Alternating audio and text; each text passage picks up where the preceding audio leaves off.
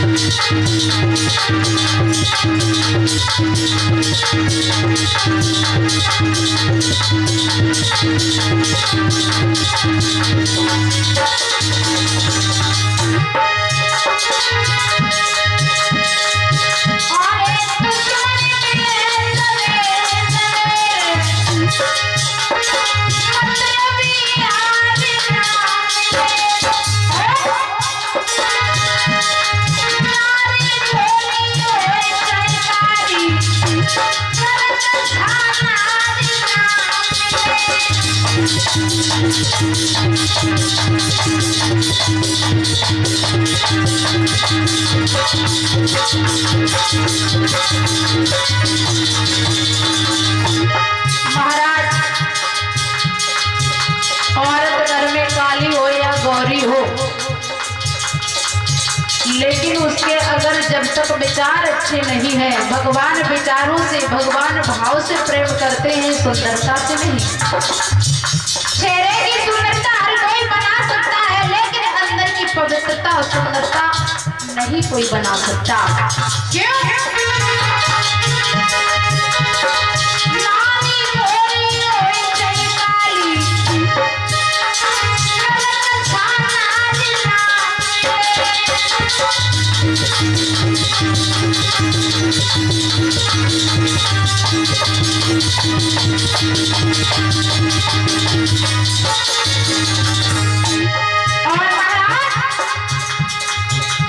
कंसराज ने बड़े बड़े दैत्य भेजे, पूतना जैसी नारी को भेजा।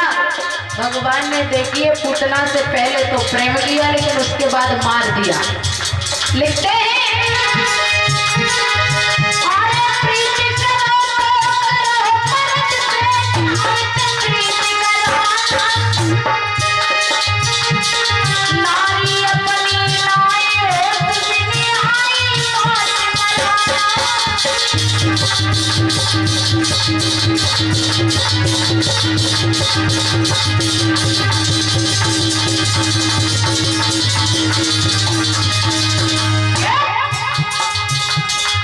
पूतना भगवान को मारने आई तो भगवान कहने लगे, पूतना तुझे तो हम मार के रखेंगे, लेकिन हम जानते हैं कि नारी को मारना हमारे लिए कितना कठिन है, और कठिन भी नहीं है। क्यों? कहा संसार में जितने भी युद्ध हुए, उस नारी के पीछे क्यों कहा है?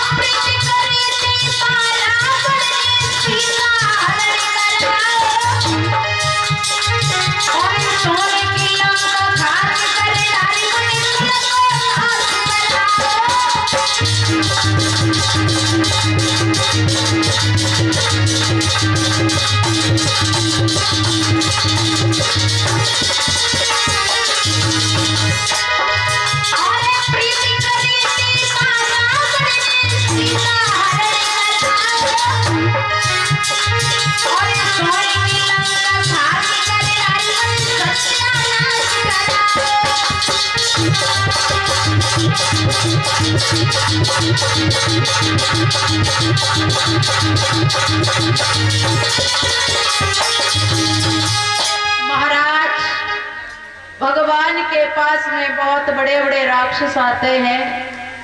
भगवान पहले तो उनके साथ में खेलते और खेलने के बाद उन्हें मार देते, उनका उद्धार कर देते।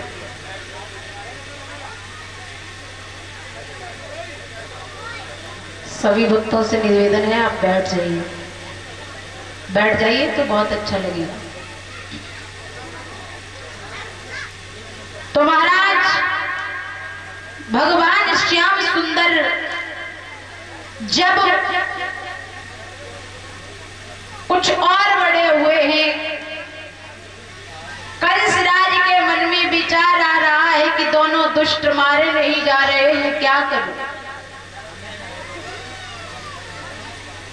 एक बात आपको और बता दूं कि अगर जिस किसी के मन में ये भय लग जाए कि बा इंसान हमें मार देगा, तो उसके लिए हम न जाने कितने मरवाने के लिए विचार करेंगे, कहीं इसे भेजेंगे कहीं उसे भेजेंगे। लेकिन कहा यह जाता है कि जब तक ऊपर वाला नहीं मारेगा तब तक हम इंसान कुछ कर नहीं सकते। और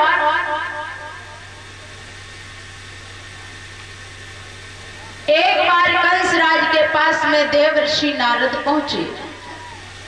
देवर्षि नारद को आता हुआ देखा, चरणों पर गिर पड़े, महाराज आओ आसन पर बैठ जाओ। देवर्षि नारद को आसन पर बैठाला। देवर्षि नारद ने कहा, कंस, जब हम पहले आते थे तब तो तुम लाल अंगूर रखे थे, लेकिन अब तो तुम्हारे गाल भी पिचक गए, क्या बात है? जवाब दिया, महाराज तुम्हें पता ना है,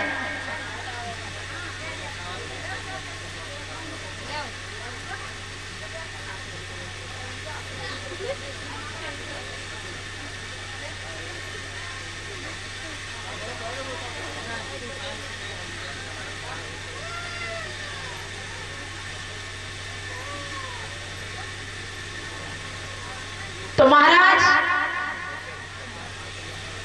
देवर्षि नारद ने कहा है कि कंस राज किस बात की तुम्हें शंका है? जवाब दिया है कि हे देवर्षि नारद, बताया जाता है कि गोकुल में एक नंद नाम का हीर रहता था, लेकिन अब उसने गोकुल को छोड़ करके वृंदावन में आवास कर लिया। देखिए उस हीर की बुद्धि को, उसने सारे गोकुल का विनाश कर दिया। आज गोकुल को छोड़ करके वृंदावन में रहने लगा। देवर्षि नारद ने जैसे ही सुना, देवर्षि नारद कहने लगे, कौन मेहनत करके 2 पैसा इकट्ठे कर ले तो तुम्हारी नानी काय मरी जा रही। जवाब दिया, बात ये नहीं है, बात ये है कि उनकी नारी यशोदा हमारे मथुरा में दही बेच बेच की बूढ़ी हो गई। अब कुछ लोगों का कहना पैसे वाला हो गया। देव ऋषि नारद कहने लगे तुम क्यों मरे जा रहे हो? जवाब दिया कि इसलिए नहीं मरे जा रहे, मरे तो इसलिए जा रहे हैं उनके पास में 2 लड़के हैं, कृष्ण और राम। किसी लोगों का कहना है भाई हमारे काल हैं। देव ऋषि नारद बोले सुनो कि बोलो तो क्या बंधन होगा